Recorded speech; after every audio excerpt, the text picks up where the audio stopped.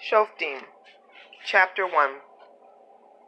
After the death of Yehoshua, the people of Israel asked Yehovah, "Who will go up for us first to fight against the Canaanite?" Yehovah said, "Yehuda will go up. Here, I have handed the land over to him."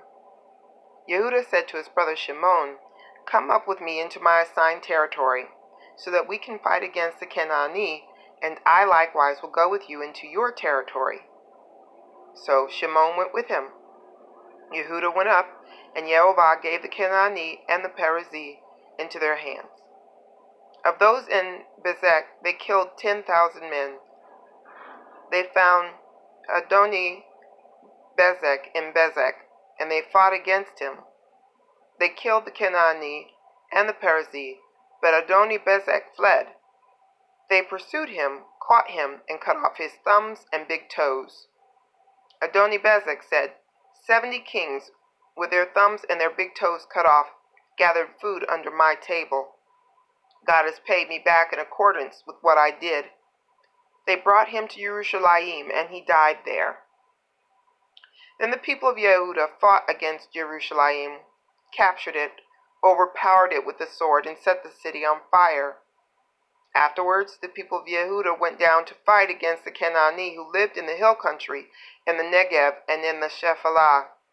Yehuda also attacked the Canaanite living in Hebron, formerly called Kiryat Arba, and they overpowered Sheshai, Achiman, and Talmai. From there they attacked the inhabitants of Devir. Devir was formerly called Kiryat Sefer. Caleb said, "To whoever overpowers Kiryat Sefer and captures it, I will give my daughter Achsah as his wife." Othniel, the son of Kenaz, Caleb's younger brother, captured it, so he gave him Achsah, his daughter, as his wife. After becoming his wife, she persuaded him to ask her father to give them a field. When she got off her donkey, Caleb asked her, "What do you want?" She said to him, "Give me a blessing.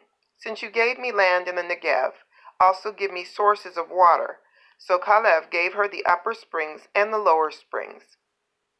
Next, the descendants of the Cani, Moshe's father-in-law, went up out of the city of date palms with the people of Yehuda into the Yehuda desert south of Arad, and they came and settled with the people.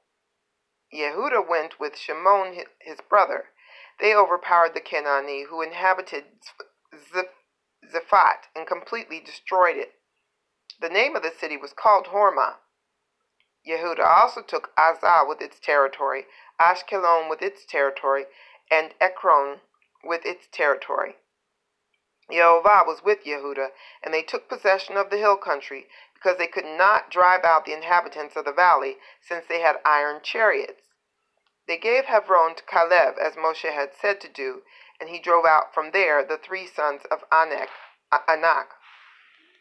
The people of Benjamin did not drive out the Yevusi, who inhabited Jerusalem. Rather, the Yevusi continued living with the people of Benjamin in Jerusalem as they do to this day. The house of Joseph likewise attacked Beit El, and Yehovah was with them. The house of Joseph sent spies to Beit El. The city was formerly called Luz. The spies saw a man coming out of the city and said to him, "Please show us the way to enter the city, and we will treat you kindly." So he showed them the way into the city, and they overpowered the city with the sword. But they let the man and all his family go free. He went into the land of the Hittim, built a city, and called it Luz, which is its name to this day. Manasseh did not drive out the inhabitants of Beit Shan and its villages, Ta'anak and its villages, Dor and its villages, Yivleam and its villages, or Megiddo and its villages, so that the Canaanite managed to keep on living in that land. In time, when Israel had grown strong, they did put the Canaanite to forced labor, but failed to drive them out completely. Ephraim did not drive out the Canaanite living in Gezer, so the Canaanite continued living in Gezer along with them. Zebulun did not drive out the inhabitants of Kitron or Nahalol, so the Canaanite continued to live among them, but became subject to forced labor. Asher did not drive out the inhabitants of Akko, Zidon, Achlav, Akziv, Helba, Afik, or Rechov. So the Asheri lived among the Canaanite who were living in the land because they didn't drive them out.